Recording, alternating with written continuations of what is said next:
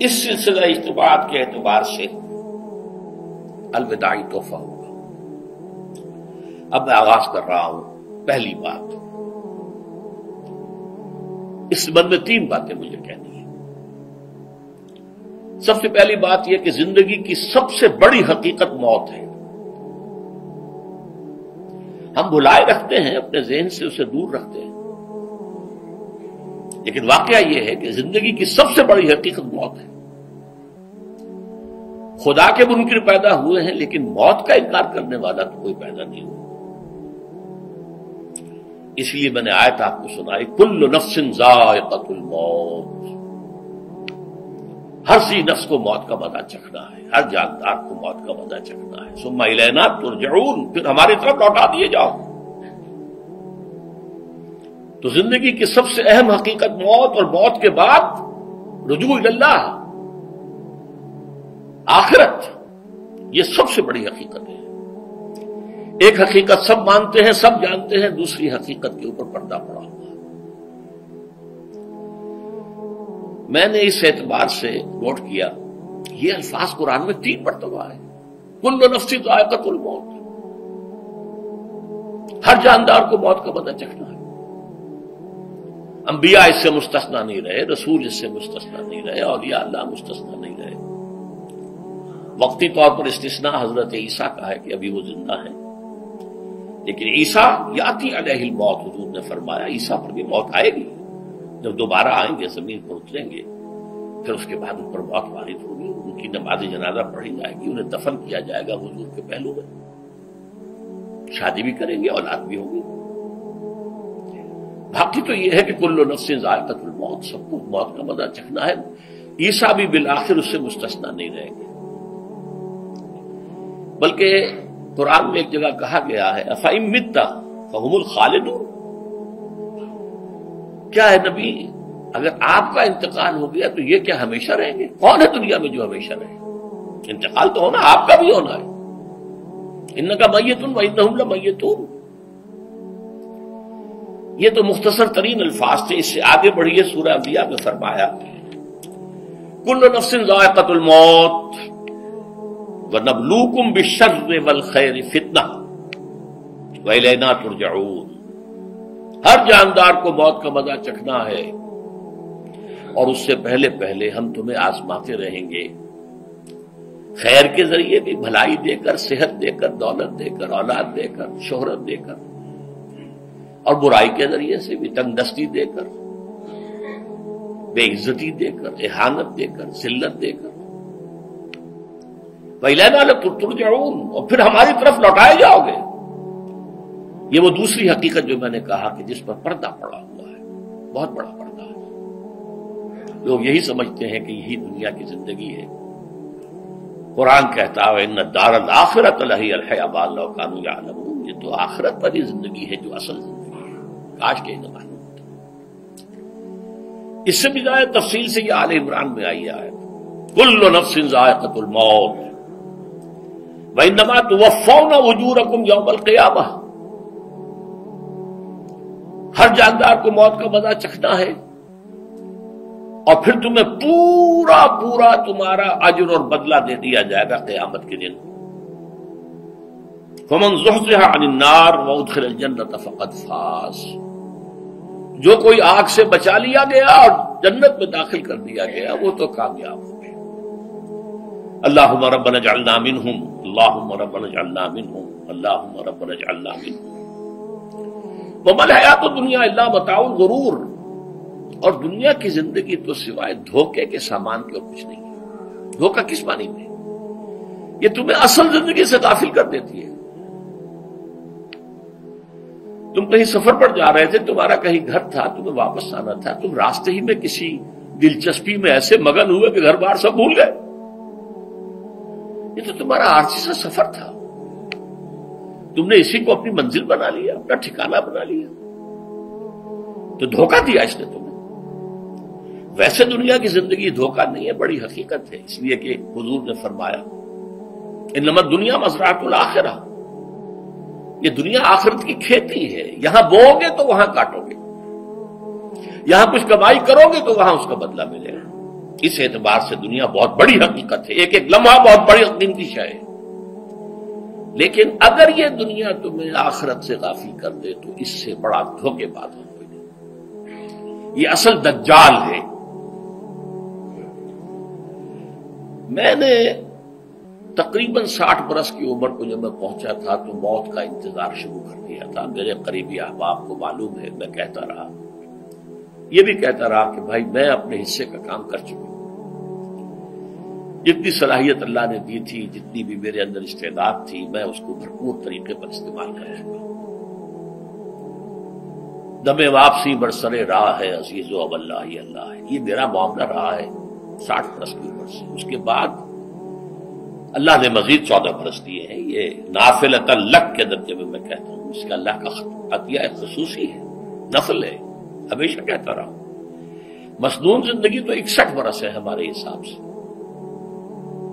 علامہ اقبال کے بارے میں سنا ہے کہ رویا کرتے تھے کہیں میری عمر حضور کی عمر سے زیادہ نہ ہو جائے، وہ 6 مہینے کم ہی رہی ہے حضور کی عمر سے۔ جو حضور کی عمر تھی وہی حضرت ابو بکر کی، وہی حضرت عمر کی، وہی حضرت علی کی۔ ہاں، حضرت عثمان 82 برس کے ہوئے ماشاءاللہ۔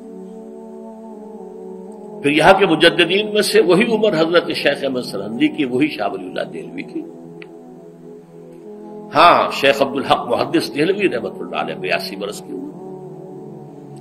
لیکن یہ میں کہا کرتا تھا مسنون عمر تو 61 برس ہے، جسے ہم 63 کہتے ہیں، وہ اصل میں ہمارے حساب سے 61 بنتا ہے۔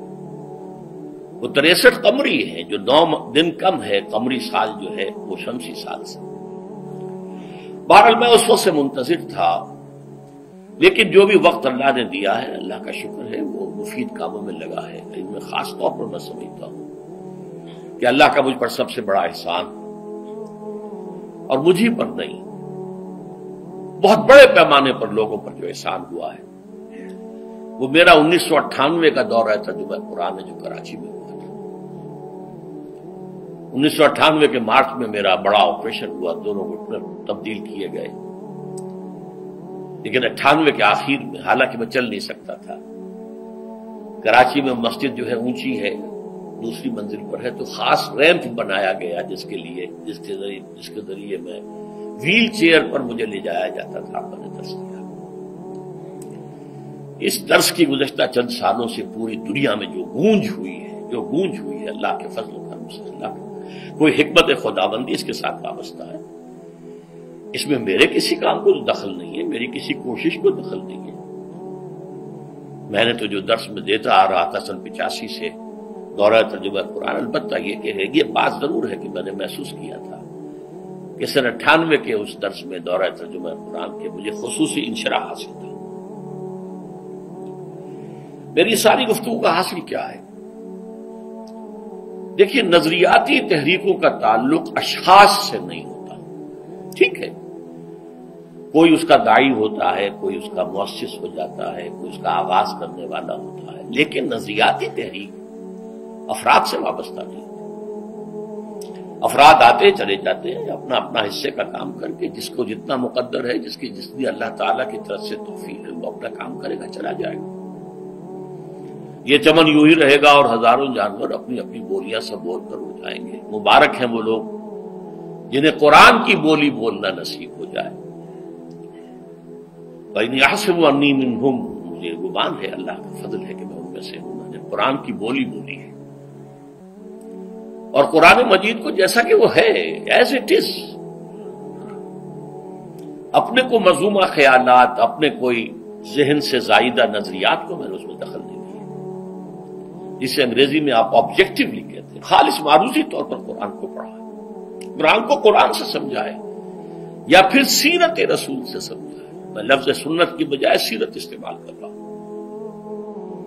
قرآن مجسم حضور تھے صلی اللہ علیہ وسلم، اور حضور کی سیرت اور حیات جو ہے وہ قرآن مجید کی اصل تفسیر ہے۔ یہ حقیقت بھی بہت کم لوگوں کے علم ہے۔ وہ احادیث کا نام تو لیتے ہیں، احادیث بھی ہے، سیرت بھی تو احادیث ہی سے ہمیں ملتی ہے، لیکن میں خاص طور پر سنت یا حدیث کی بجائے سیرت کا لفظ استعمال کرتا ہوں۔ قرآن کی 2 سورسز ہیں، قرآن خود اور سیرت رسول صلی اللہ علیہ وسلم۔ بہرحال انشاءاللہ العزیز یہ کام بڑھے گا، چلے گا، یہ میں ابھی بعد میں عرض کروں گا۔ دوسری بات جو میں نے آیت پڑھی آپ کو، وَمَن نُعَمِّرْهُ نُنَكِّسُ فِي الْخَلْقِ أَفَلَا يَعْقِلُونَ، بہت بڑی حقیقت زندگی کی یہ بھی ہے، جس کی ہم عمر زیادہ کر دیتے ہیں اس کی خلقی صلاحیتوں میں کمی کر دیتے ہیں۔ موٹی بات ہے، بڑھاپا آئے گا، ہمیشہ کی مانی ہوئی بات ہے۔ اگرچہ جوانی میں آدمی بڑھاپے کا تصور نہیں کرتا، لیکن بڑھاپا آنا ہے، یہ بھی ایک حقیقت ہے موت کی طرح۔ غالب نے کہا تھا مزمحل ہو گئے قوائے غالب، اب عناصر میں اعتدال کہاں۔ ایک صاحب نے مجھے شعر سنایا تھا، ابراہیم صاحب تھے ٹونک کے رہنے والے، ذوف پیری بڑھ گیا جوش جوانی گھٹ گیا، اب عصا بنوائیے نخلے تمنا کاٹ کر۔ یہ تمنائیں جو ہیں طول العمر، انہیں کاٹو، اب گئی جوانی، امنگوں والا دور گیا، اور یہ جو تمناؤں کا پودا ہے اس میں سے لکڑی لے کر عصائے پیری بنوا لیجیے، اب بڑھاپے کے لیے ایک عصا درکار ہے۔ بڑا پیارا شعر ہے، ذوف پیری بڑھ گیا جوش جوانی گھٹ گیا، اب عصا بنوائیے نخل تمنا کاٹ کر۔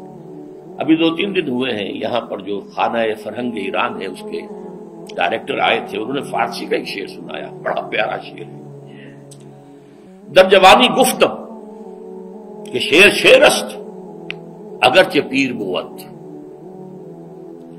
جوانی میں میں یہ کہا کرتا تھا کہ شعر تو شعر ہی ہوتا ہے، چاہے بوڑھا ہو جائے، بوڑھے ہونے سے اس میں کیا فرق واقع ہو جائے، شعر شعر است گرچہ پیر بود۔ چوب پیری رسیدم، جب میں خود پیری اور بڑھاپے کو پہنچ گیا، دیدم تو مجھے یہ بات نظر آئی کہ پیر پیر است گرچہ شعر بود، بوڑھا بوڑھا ہی ہوتا ہے چاہے وہ شعر ہی کیوں نہ ہو۔ تو یہ بڑھاپا جو ہے یہ زندگی کی دوسری بڑی حقیقت ہے۔ اس کا ایک اثر تو سب کو معلوم ہے، قوائے غالب جو میں نے کہا، بڑھاپے کا عام نتیجہ جسمانی ضعف، سب جانتے ہیں،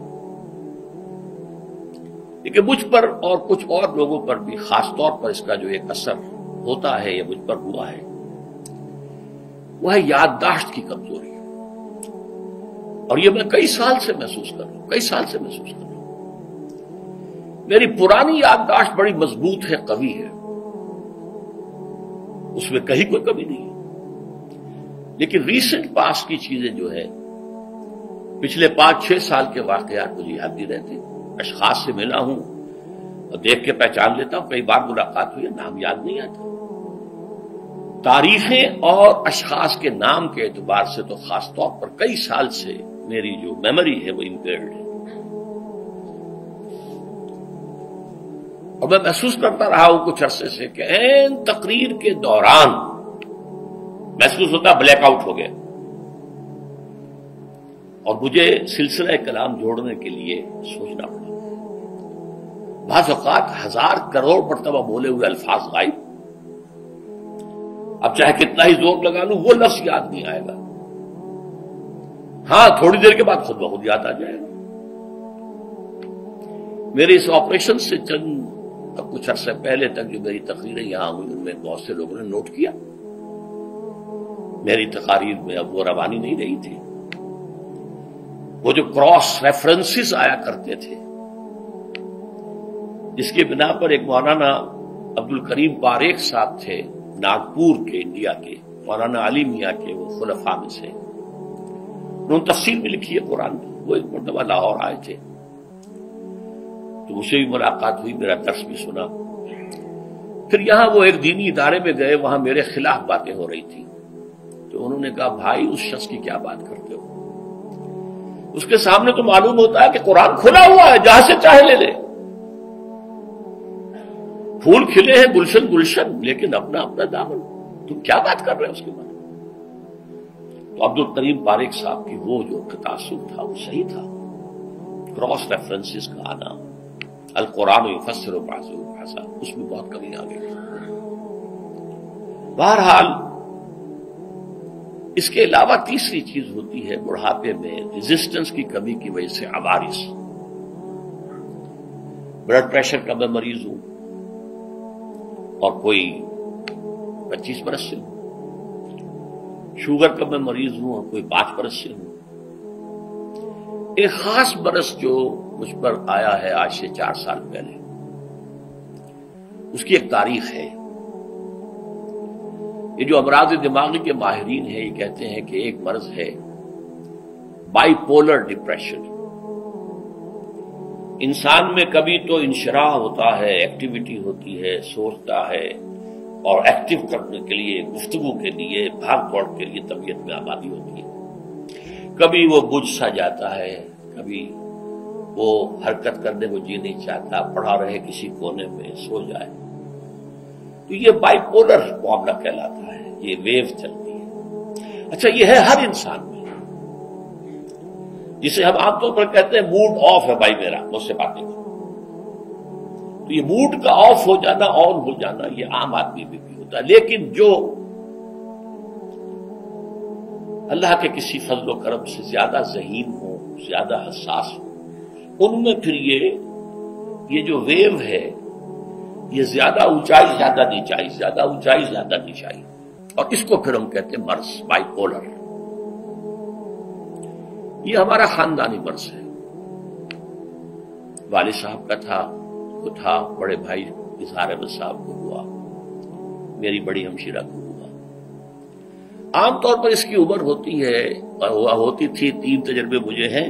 والد صاحب کو 13 برس میں نے اٹینڈ کیا ہے اس بیماری میں، سن 52 سے 65 تک جب کہ ان کا انتقال ہوا. تو یہ عام طور پر شروع ہوتا ہے 50 برس کے لگ بھگ. میری عمر جب 50 برس کے لگ بھگ ہوئی تو مجھے کئی مرتبہ محسوس ہوا کہ میری تقریر کے دوران سوئچ آف ہوتا ہے. ایک مرتبہ سن 70 میں میری یادداشت کئی گھنٹوں کے لیے بالکل ضائع ہو گئی. اس کا میں نے تذکرہ کیا ہوا، میری کتاب ہے حساب کم و بیش.